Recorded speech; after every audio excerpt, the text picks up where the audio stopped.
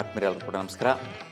ಆತ್ಮೀಯರೇ, ನಿಮ್ಮೊಂದಿಗೆ ನಮ್ಮ ಓಂ ಶ್ರೀ ಜ್ಯೋತಿಷ್ಯಂ ಚಾನಲ್ ಮುಖೇನ ನಾನು ಶ್ರೀ ಸೋಮಶೇಖರ್ ದೀಕ್ಷಿತ್ ಬಹಳಷ್ಟು ವಿಷಯಗಳನ್ನು, ನಿಮ್ಮ ಸಂಶಯಗಳು, ಸಮಸ್ಯೆಗಳು, ಸ್ನೇಹಿತರ ಜೊತೆಗೆ ಮಾಡುವಂತಹ ವ್ಯಾಪಾರ ವ್ಯವಹಾರ ವಹಿವಾಟುಗಳಲ್ಲಿ ಭಾಳಷ್ಟು ಜನ ಒತ್ತಡಕ್ಕೆ ಸಿಕ್ಕಾಕ್ಕೊಂಡಿರ್ತೀರ, ಸಂದಿಗ್ಧವಾದ ಪರಿಸ್ಥಿತಿಗೆ ಸಿಕ್ಕಾಕ್ಕೊಂಡಿರ್ತೀರ.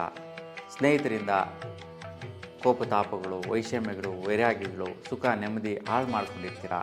ಜೀವನದಲ್ಲೇ ಜೀವನ ಬೇಡ ಅನಿಸ್ಕೊಳ್ಳುವಂತಹದ್ದು ಇಂತಹ ವಿಚಾರಗಳಾಗಿ, ಮತ್ತು ಆ ಒಂದು ಸ್ನೇಹಿತರನ್ನು ನಂಬಿ ದುಡ್ಡು ಕಾಸು ವಿಚಾರದಲ್ಲಿ ಸಾಲ ಬಾಧೆಗೆ ಸಿಕ್ಕಾಕ್ಕೊಂಡು ಅವ್ರಿಗೋಸ್ಕರ ಕಮಿಟ್ ಆಗಿಬಿಟ್ಟಿರ್ತಕ್ಕಂಥದ್ದು, ಅವ್ರ ಜೊತೆಗೆ ಒಡಂಬಡಿಕೆ ಮಾಡಿ ಕೆಲವೊಂದು ವಿಟ್ನೆಸ್ಗಳಿಗೆ ಸೈನ್ ಮಾಡಿ ನೀವು ಜವಾಬ್ದಾರಾಗಿರ್ತಕ್ಕಂಥ ವೈಪರೀತ್ಯಗಳು ಭಾಳಷ್ಟು ಜನ ನಮ್ಮೊಂದಿಗೆ ಕರೆ ಮಾಡಿ ತಿಳಿಸ್ತಾ ಇರ್ತೀರ.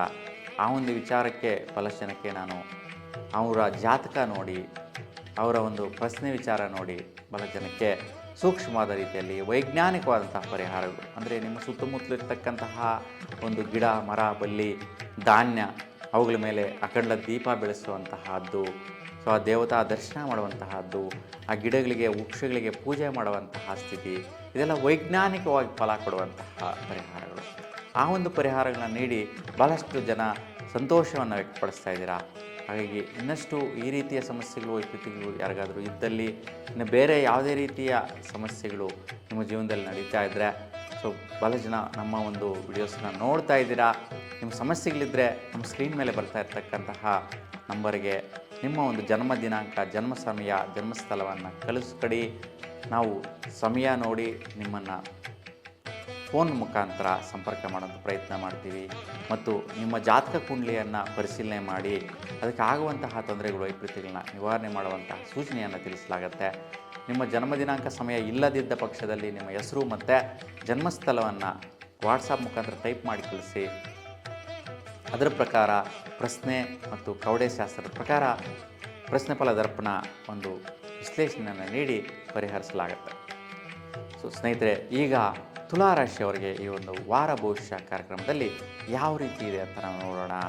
ನೋಡಿ, ಈ ಒಂದು ವಾರ ಭವಿಷ್ಯದಲ್ಲಿ ತುಲಾರಾಶಿಯವರಿಗೆ ದಿನಾಂಕ 19 ಜನವರಿ 2025ರಿಂದ 25ನೇ ತಾರೀಕು ಜನವರಿ 2025ರವರೆಗೂ ಯಾವ ರೀತಿ ಇದೆ ವಾರ ಭವಿಷ್ಯ ಅಂತ ನೋಡಿದ್ರೆ, ದಿನಾಂಕ 19 ಭಾನುವಾರ, ಉತ್ತರ ನಕ್ಷತ್ರ, ಸಾಯಂಕಾಲ 5:30 ಇರುತ್ತೆ. ಬಹುಳ ಷಷ್ಠಿ ದಿನಪೂರ್ತಿ ಇರ್ತಕ್ಕಂತಹದ್ದು. ಕಾರ್ಮೂರು ಮಹಾವಿಷ್ಣು ಉತ್ಸವ, ಕದ್ರಿ ರಥೋತ್ಸವ ಕಾರ್ಯಕ್ರಮ ನಡೀತಾ ಇರ್ತಕ್ಕಂತಹದ್ದು. ರಾಣಾ ಪ್ರತಾಪ್ ಸಿಂಗ್ರವರ ಪುಣ್ಯ ದಿನಾಚರಣೆ ನಡೀತಾ ಇರ್ತಕ್ಕಂಥದ್ದು. ನೋಡಿ, ಇವತ್ತು ತುಲಾರಾಶಿಯವರಿಗೆ ಸೂರ್ಯ ಮತ್ತು ಬುಧನ ಪ್ರಭಾವಗಳು. ನೋಡಿ, ತುಲಾರಾಶಿಯವರಿಗೆ ವಿಶೇಷವಾಗಿ ರಾಶಾಧಿಪತಿ ಶುಕ್ರ, ಹಾಗೆ ಸೂರ್ಯನ ಬಲ ಮತ್ತು ಬುಧನ ಬಲ ಯಾವ ರೀತಿ ಅನುಕೂಲಿಸುತ್ತೆ ಅಂತ ನೋಡಿದ್ರೆ, ನಿಮ್ಮ ಸ್ವಸ್ಥಾನದ ಕಡೆ ವಿಶೇಷವಾಗಿ ಲಾಭದಾಯಕ ಪ್ರತಿಫಲಗಳು ಬರುತ್ತೆ. ಅದು ಒಂದು ಬಿಸ್ನೆಸ್ಗಾಗಲಿ, ವ್ಯಾಪಾರಕ್ಕಾಗಲಿ, ವ್ಯವಹಾರಕ್ಕಾಗಲಿ, ಅಥವಾ ಬೆಳೆಗಳು ಬೆಳೆಯುವ ವಿಚಾರ, ಅಥವಾ ವೈದ್ಯಕೀಯ ಕ್ಷೇತ್ರದಲ್ಲಿರ್ತಕ್ಕಂಥವ್ರಿಗೆ ಇನ್ವೆಸ್ಟ್ಮೆಂಟ್ ಮಾಡೋ ವಿಚಾರದಲ್ಲಿ ಖರ್ಚುಗಳ ಒಂದು ಪ್ರಯತ್ನ ಮಾಡುವಂತಹ ಅವಕಾಶಗಳಿರುತ್ತೆ. ನಿಮ್ಮ ಮನೆ ಕಡೆಯಿಂದನೇ ಪ್ರಯತ್ನ ಮಾಡ್ತೀರಾ. ಬಂದಿರತಕ್ಕಂಥ ಆದಾಯಗಳಿದೆ, ಬೆನಿಫಿಟ್ಸ್ ಇದೆ, ಅವನ್ನು ಬಳಸ್ಕೊಂಡು ಏನೋ ಒಂದು ಸ್ವಲ್ಪ ಇನ್ವೆಸ್ಟ್ಮೆಂಟ್ ಮಾಡೋಣ, ಖರ್ಚು ಮಾಡೋಣ, ಅದರಲ್ಲಿ ಮತ್ತಷ್ಟು ದುಡ್ಡು ಎತ್ತೋಣ ಅನ್ನುವಂತಹ ಪರಾಕ್ರಮ ಮಾಡ್ತೀರಾ. ಈ ವಿಚಾರದಲ್ಲಿ ಸ್ವಲ್ಪ ಅನುಕೂಲ ಸ್ಥಿತಿನಿದೆ, ವೈಪರೀತ್ಯಗಳೇನಿರೋದಿಲ್ಲ.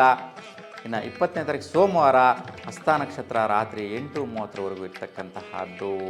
ಇವತ್ತು ಚಂದ್ರ ಮತ್ತು ಬುಧ ಗ್ರಹದ ಪ್ರಭಾವಗಳು ಯಾವ ರೀತಿ ಇದೆ ಅಂತ ನೋಡಿ. ನಿಮ್ಮ ರಾಶಾಧಿಪತಿ ಶುಕ್ರ, ಚಂದ್ರ ಮತ್ತು ಬುಧನ ಪ್ರಭಾವಗಳು ಹೆಂಗಿರುತ್ತೆ ಅಂತ ನೋಡಿ. ಇಲ್ಲಿ ಚಂದ್ರ ಸ್ವಲ್ಪ ಶತ್ರುಭಾವ, ಬುಧ ಮಿತ್ರಭಾವ. ಹಾಗಾಗಿ ಒಂದು ಗ್ರಹ ವೈಪರೀತ್ಯ ಆದರೆ ಇನ್ನೊಂದು ಗ್ರಹ ಶುಭವಾದಂತಹ ಗ್ರಹ ಪ್ರತಿಫಲ ಕೊಡುತ್ತೆ. ಹಾಗಾಗಿ ತುಲಾರಾಶಿಯವರಿಗೆ ಇವತ್ತಿನ ದಿನ ವೃತ್ತಿಯೋಗದಲ್ಲಿ ಸ್ವಲ್ಪ ಕೆಲಸ ಜಾಸ್ತಿ ಇರುತ್ತೆ. ಸ್ವಲ್ಪ ಏನೋ ಕೆಲಸ ಮಾಡ್ತಿರಲ್ಲ, ಅಲ್ಲಿ ಲಾಸಸ್ ಜಾಸ್ತಿ ಆಗುತ್ತೆ, ಖರ್ಚುಗಳು ಜಾಸ್ತಿ ಬರುತ್ತೆ. ಏನೇನೋ ಬೇಕು ಬೇಡಗಳೆಲ್ಲ ತೊಗೊಂಡು ಬಂದುಬಿಡ್ತೀರ. ಸೊ ಅವೆಲ್ಲ ವ್ಯಾಪಾರ ಮಾಡೋರು ಇನ್ವೆಸ್ಟ್ಮೆಂಟ್ ಜಾಸ್ತಿ ಮಾಡ್ತೀರಾ, ಖರ್ಚಾಯಿತು, ಲಾಸ್ ಆಯಿತು, ಇವತ್ತೆಲ್ಲ ಇದ್ದಿದ್ದೆಲ್ಲ ದುಡ್ಡು ಖಾಲಿ ಆಯಿತು ಅಂತ. ಮತ್ತು ಕೆಲಸ ಮಾಡುವಂತಹ ಜಾಗದಲ್ಲಿ ಕೂಡ ಅನವಶ್ಯಕವಾಗಿ ಖರ್ಚುಗಳು ಬರುತ್ತೆ, ನಿಮಗೆ ಬರುತ್ತೆ. ಇವತ್ತು ತುಲಾರಾಶಿಯವರು ಯಾರಿದ್ದೀರಾ, ನಿಮಗೆ ಕೆಲಸ ವೃತ್ತಿಯಲ್ಲಿ ವ್ಯಾಪಾರಸ್ಥರಾದರೂ ಕೂಡ ಖರ್ಚುಗಳು ಜಾಸ್ತಿ ಬರುವಂಥ ಸಾಧ್ಯತೆ ಇರುತ್ತೆ. ಹಾಗಾಗಿ ಈ ಖರ್ಚುಗಳು ಬರದಿರ ಇರಬೇಕು ಅಂತಂದರೆ ನೀವು ಬಿಲ್ಲುಪತ್ರೆ ವೃಕ್ಷಕ್ಕೆ 11 ಪ್ರದಕ್ಷಿಣೆ ಮಾಡ್ಕೊಂಡು ಬರೋದರಿಂದ, ಇವತ್ತು ಸೋಮವಾರ ಬೇರೆ, ಹಾಗಾಗಿ ಸೋಮವಾರದ ದಿನ ಆಗಿದ್ದರಿಂದ ನೀವು ಬಿಲ್ಲುಪತ್ರೆ ವೃಕ್ಷಕ್ಕೆ 11 ಪ್ರದಕ್ಷಿಣೆ ಮಾಡಿ ತುಪ್ಪದ ದೀಪ ಬೆಳೆಸೋದ್ರಿಂದ ಶ್ರೇಷ್ಠವಾದ ಫಲನ ಪಡಿತೀರಾ. ಇನ್ನು 21 ಮಂಗಳವಾರ ಚಿತ್ತಾ ನಕ್ಷತ್ರ ರಾತ್ರಿ 11:38 ಇದೆ.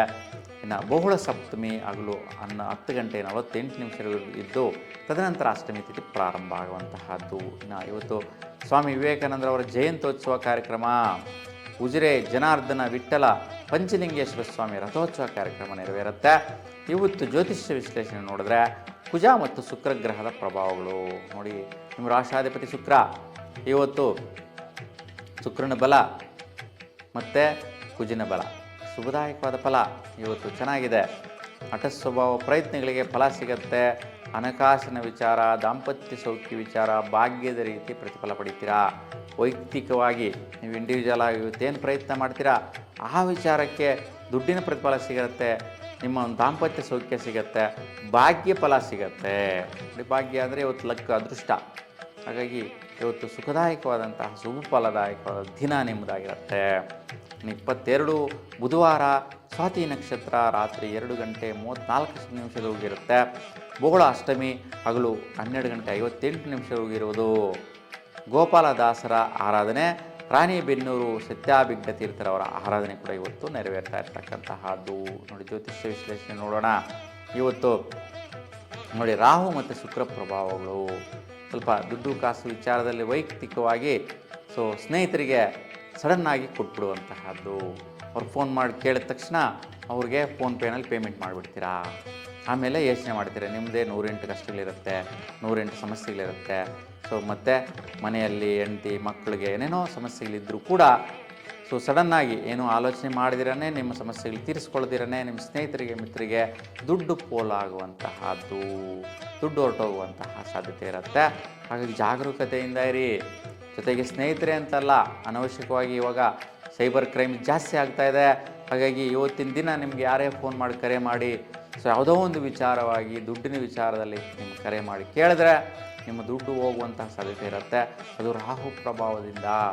ಅದಕ್ಕೋಸ್ಕರ ಸ್ವಲ್ಪ ನೀವು ಶಕ್ತಿ ಮಾತಾ ದೇವಾಲಯದಲ್ಲಿ ನಿಂಬೆಹಣ್ಣಿನ ದೀಪ ಬೆಳೆಸೋದ್ರಿಂದ ಈ ಒಂದು ವ್ಯತ್ಯಯ ವೈಪರೀತ್ಯಗಳು ನಿವಾರಣೆ ಮಾಡ್ಬೋದಾಗಿರುತ್ತೆ. ಇನ್ನು 23 ಗುರುವಾರ ವಿಶಾಖ ನಕ್ಷತ್ರ ಬೆಳಗಿನ ಜಾವ 5 ಗಂಟೆ 10 ನಿಮಿಷದವರೆಗೆ ಇರುತ್ತೆ. ಇವತ್ತು ಬಹುಳ ನವಮಿ ಹಗಲು 3 ಗಂಟೆ 2 ನಿಮಿಷದವರೆಗಿರೋದು. ನೇತಾಜಿ ಜನ್ಮದಿನಾಚರಣೆ, ತಂಗೈ ದುರ್ಗಾ ಪರಮೇಶ್ವರಿ ಉತ್ಸವ ಕಾರ್ಯಕ್ರಮಗಳು ಕೂಡ ನೆರವೇರ್ತಾ ಇರ್ತಕ್ಕಂಥದ್ದು. ಇವತ್ತು ಜ್ಯೋತಿಷ್ಯ ವಿಶ್ಲೇಷಣೆ ನೋಡೋಣ. ಇವತ್ತು ಗುರು ಮತ್ತು ಶುಕ್ರ ಗ್ರಹಗಳ ಪ್ರಭಾವ ತುಂಬ ಉತ್ತಮ ಫಲ ಕೊಡುವಂತಹದ್ದು ಜಾಸ್ತಿ ಇದೆ ನೋಡಿ. ನಿಮ್ಮ ವೈಯಕ್ತಿಕ ನಿರ್ಣಯಗಳು ಸ್ವಯಂ ಪ್ರೇರಿತರಾಗಿ ಏನೇನೋ ಮಾಡೋಣ ಅಂತ ಪರಾಕ್ರಮಗಳಾಗಿರ್ಬೋದು, ಭಾತೃಕಾರಕರ ಜೊತೆ, ಅಣ್ಣ ತಮ್ಮಂದರು ಅಕ್ಕ ತಂಗಿಯರ ಜೊತೆ ಮಾಡುವಂತಹ ಪ್ರಯತ್ನ ಕಾರ್ಯಗಳು ಮತ್ತು ಸ್ನೇಹಿತರ ಜೊತೆ ಮಾಡುವಂತಹ ಪ್ರಯತ್ನ ಪರಾಕ್ರಮಗಳು ಸ್ವಲ್ಪ ನಡೆಯುತ್ತೆ.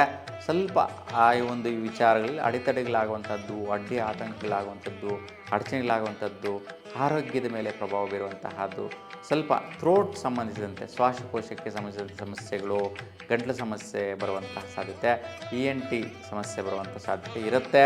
ಅದಕ್ಕೆ ಸ್ವಲ್ಪ ಅರಳಿ ಮರದ ಪ್ರದಕ್ಷಿಣೆ ಮಾಡಿ ಶುಭಫಲನ ಪಡಿತೀರಾ. 24 ಶುಕ್ರವಾರ ಅನುರಾಧ ನಕ್ಷತ್ರ ದಿನಪೂರ್ತಿ ಇರ್ತಕ್ಕಂತಹದ್ದು. ಇವತ್ತು ಬಹುಳ ದಶಮಿ ಹಗಲು 4 ಗಂಟೆ 46 ನಿಮಿಷದವರೆಗಿರುತ್ತೆ. ಇವತ್ತು ತಲಕಾಡು ಮನೋನ್ಮನಿ ಜಯಂತಿ, ಪಾರ್ಶ್ವನಾಥ ಜನ್ಮದಿನಾಚರಣೆ ಕೂಡ ನೆರವೇರ್ತಾ ಇರ್ತಕ್ಕಂತಹದ್ದು ನೋಡಿ. ಇವತ್ತಿನ ಜ್ಯೋತಿಷ್ಯ ವಿಶ್ಲೇಷಣೆ ನೋಡೋಣ. ಇವತ್ತು ಶನಿ ಮತ್ತು ಕುಜಗ್ರಹಗಳ ಪ್ರಭಾವ ಜಾಸ್ತಿ ಇರುತ್ತೆ. ಹಾಗಾಗಿ ನೋಡಿ, ನಿಮ್ಮ ರಾಶಾಧಿಪತಿ ಶುಕ್ರನಮಗೆ ಇವತ್ತು ಶನಿ ಕುಜ ಸೇರೋದ್ರಿಂದ ಸ್ವಲ್ಪ ನಿಮಗೆ ಕಸಿವಿಸಿ ಆಗುವಂತಹದ್ದು, ಮನೆ ಕಡೆ ಯಾವುದೋ ಟೆನ್ಷನ್ಗೆ ಬಂದು ಬೀಳುವಂತಹದ್ದು. ಯಾರಿಗೆಲ್ಲ ಈ ರಾಶಿಯವರಿಗೆ ಮಕ್ಕಳಿರ್ತೀರ, ಮಕ್ಕಳ ವಿಚಾರದಲ್ಲಿ ಸ್ವಲ್ಪ ಏನೋ ಒಂದು ಕಷ್ಟ ನೋಡುವಂತಹದ್ದು, ಅವ್ರಿಗೇನೋ ತೊಂದರೆ ಆಯಿತು ಅಂತ ನೀವು ಅದನ್ನು ಕಷ್ಟ ನೋಡುವಂತಹ ಸ್ಥಿತಿಗಳು ಎದುರಾಗುತ್ತೆ. ಅವರಿಗೆ ಅಡಚಣೆಗಳಾಯಿತು ಅಂತೇಳಿ ನೀವು ಗಮನಿಸುವಂತಹದ್ದು, ಇಲ್ಲ ಅವರ ಒಂದು ಖರ್ಚುಗಳು ವೆಚ್ಚಗಳಿಗೋಸ್ಕರ ನೀವು ಸ್ವಲ್ಪ ಮುಂದಕ್ಕೆ ಹೋಗಿ ಗಮನಿಸುವಂತಹದ್ದು, ಆ ಖರ್ಚುಗಳೆಲ್ಲ ಬರುವಂಥ ಸಾಧ್ಯತೆ ಇರುತ್ತೆ. ಹಣಕಾಸಿನ ವಿಚಾರ ಮತ್ತು ಮನೆ ಕಡೆ ವಿಚಾರ, ಮಕ್ಕಳ ವಿಚಾರ ಸ್ವಲ್ಪ ಜಾಗೃತಿಯಿಂದ ಗಮನಿಸಿ, ಉತ್ತಮ ಫಲ ಸಿಗತ್ತೆ. ಯಾವುದೇ ರೀತಿ ವೈಪರೀತ್ಯಗಳಿರೋದಿಲ್ಲ. 25 ಶನಿವಾರ ಬೆಳಗ್ಗೆ 7 ಗಂಟೆ 6 ನಿಮಿಷದಿಂದ ದಿನಪೂರ್ತಿ ಜ್ಯೇಷ್ಠ ನಕ್ಷತ್ರ ಇರ್ತಕ್ಕಂತಹದ್ದು. ಬಹುಳ ಏಕಾದಶಿ ಸಾಯಂಕಾಲ 6 ಗಂಟೆ 8 ನಿಮಿಷದವರೆಗಿರುತ್ತೆ. ಈ ಕೋಟಗಲ್ನಲ್ಲಿ ಚಂದ್ರ ಮೌಳೇಶ್ವರ ಶತರುದ್ರೀಯ ಹೋಮ ನೆರವೇರ್ತಾ ಇರ್ತಕ್ಕಂತಹದ್ದು. ಸರ್ವೇಷಾಂ ಏಕಾದಶಿ ಕಾರ್ಯಕ್ರಮಗಳು ಇವತ್ತು. ಸೊ ಏಕಾದಶಿ ಉಪವಾಸ ಮಾಡುವಂತಹವರು ಇವತ್ತು ಮಾಡಬಹುದು. ಇವತ್ತಿನ ದಿನ ಬುಧ ಮತ್ತು ಕುಜಿನ ಪ್ರಭಾವಗಳು ಯಥೇಚ್ಛವಾಗಿರುತ್ತೆ. ನಿಮ್ಮ ರಾಶಾಧಿಪತಿ ಶುಕ್ರ ತುಲಾರಾಶಿಯವರಿಗೆ, ಹಾಗೆ ಶುಕ್ರನಿಗೆ ಬುಧ ಮಿತೃಭಾವ, ಹಾಗೆ ಸಂಚಾರದಲ್ಲಿ ಒಳ್ಳೆಯ ಸ್ಥಾನದಲ್ಲಿದೆ. ಹಾಗಾಗಿ ನಿಮಗೆ ಭಾಗ್ಯಗಳು ಮತ್ತು ಖರ್ಚುಗಳು ಮಾಡಿ ಕೆಲವೊಂದು ವಸ್ತುಗಳು ತಂದು ಮನೆಗೆ ಸೇರಿಸುವಂತಹದ್ದು ಆಗುತ್ತೆ. ಹಾಗಾಗಿ ಇಲ್ಲಿ ದುಡ್ಡಿನ ವಿಚಾರ, ಭಾಗ್ಯ, ಖರ್ಚುಗಳು, ಸ್ವಸ್ಥಾನ, ಮನೆಯ ವಿಚಾರ ಇವೆಲ್ಲವೂ ಕೂಡ ಪರಿಪೂರ್ಣವಾದ ಫಲ ಇರುತ್ತೆ. ಹಾಗೆ ಖರ್ಚು ಮಾಡೋದು ಕೂಡ ವಸ್ತು ರೂಪದಲ್ಲಿ ಮನೆಗೆ ಸೇರುತ್ತೆ. ಭಾಗ್ಯದ ಅದೇ ಭಾಗ್ಯ, ನೀವೇನು ವಸ್ತುಗಳು ತಂದಿದ್ದೀರಾ ಮನೆಯಲ್ಲಿ ಎಲ್ಲರೂ ಸಂತೋಷಪಟ್ಟರೆ ಅದೊಂದು ಭಾಗ್ಯ. ಹಾಗಾಗಿ ಇದು ಉತ್ತಮ ಫಲ ಕೊಡುತ್ತೆ. ಈ ವಿಚಾರದಲ್ಲಿ ಕೂಡ ಹೆಚ್ಚಿನ ವ್ಯತ್ಯಯಗಳಿಲ್ಲ. ಹಾಗಾಗಿ ನಿಮಗೆ ಹೆಚ್ಚಿನ ಸ್ಥಿತಿಯಲ್ಲಿ ಒಂದು ದಿನ ವೈಪರೀತ್ಯ ಜಾಸ್ತಿ ಇದೆ, ಬೇರೆ ಎಲ್ಲ ಒಂದು 6 ದಿನಗಳ ಕಾಲ ಸುಫಲನ ಇರ್ತಕ್ಕಂತಹದ್ದು. ಹಾಗಾಗಿ ನಿಮ್ಮೆಲ್ಲರಿಗೂ ಕೂಡ ನಿಮ್ಮ ಇಷ್ಟದೈವ ಭಗವಂತ ನಿಮ್ಮ ಇಷ್ಟಾರ್ಥಗಳು ಸಿದ್ಧಿಸಲಿ, ಅನುಗ್ರಹಿಸಲಿ ಅಂತ ಭಗವಂತನಲ್ಲಿ ಪ್ರಾರ್ಥಿಸ್ತಾ ಎಲ್ರಿಗೂ ಒಳ್ಳೆಯದಾಗಲಿ, ಶುಭವಾಗಲಿ. ನಮಸ್ಕಾರ.